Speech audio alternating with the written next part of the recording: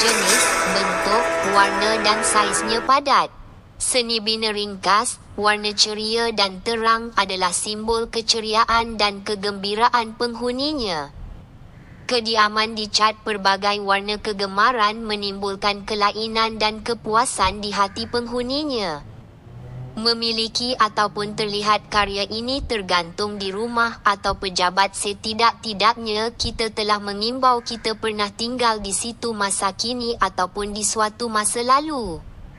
Catan saya perlu diimbangi dengan warna gelap dan cerah untuk memperlihatkan ruang perspektif dan dimensi.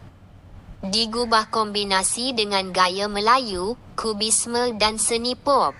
Karya-karya Anwar boleh dilihat di studio beliau di Taman Intan Klang.